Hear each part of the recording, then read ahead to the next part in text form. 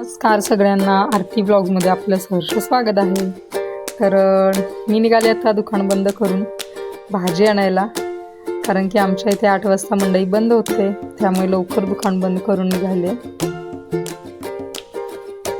तर आज एकटीच आहे, कारण की आज दाजी नाही आले सोबत, त्यांची तब्येत ठीक नाही आहे, त्यामुळे एकटीच आले बाजारमध्ये। तर इथे शिवाजी चौक आहे, छत्रपती शिवाजी महाराजांची प्रतिमा आहे आणि तसेच इस्लामपूरची नगरपालिका सुद्धा।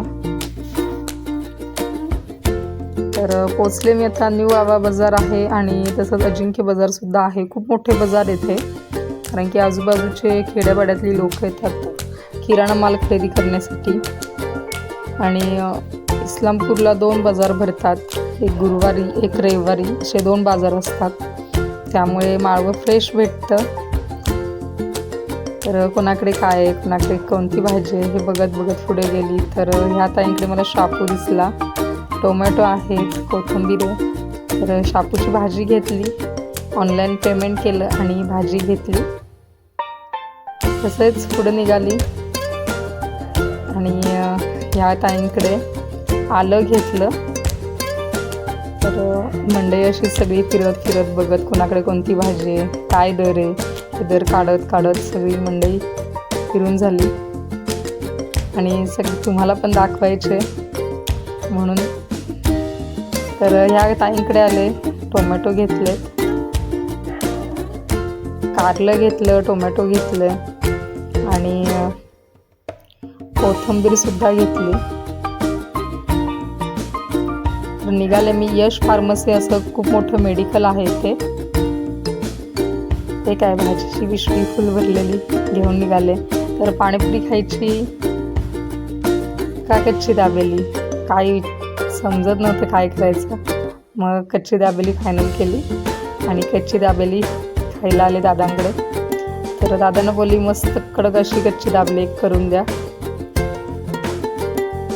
दादांकडे नेहमी येते मी दाबेली खाण्यासाठी, खूप मस्त असते। यल्लमा चौकामध्ये आहे ते दुकान, तर नक्की या आणि फ्रेश असते नेहमी। तर दादांनी मस्त अशी दाबेली तयार करून दिलेली आहे, तर या सर्वांनी दाबेली खायला। तसंच फिरत फिरत बाहेर फळभाजी पण मिळते, फळं भरपूर मिळतात इस्लामपूरमध्ये पण। छत्रपती शिवाजी महाराजांची प्रतिमा आहे, तसंच समोरील बाजूला डॉक्टर बाबासाहेब आंबेडकरांची सुद्धा प्रतिमा आहे। तर निघाले मी आता घराकडे।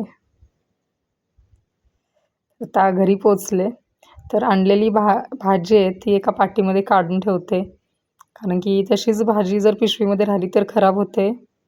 कारलं, टोमॅटो, कोथिंबीर, आलं आणि शापू एवढीच भाजी आणली, कारण की फ्रेश माळवं भेटतं रोज, त्यामुळे काय प्रॉब्लेम नाही, एकदम जास्त आणून ठेवत नाही। आणि सगळ्यांना थँक्यू, तुम्ही एवढं आवर्जून आणि मनापासून माझा व्हिडिओ बघितलात।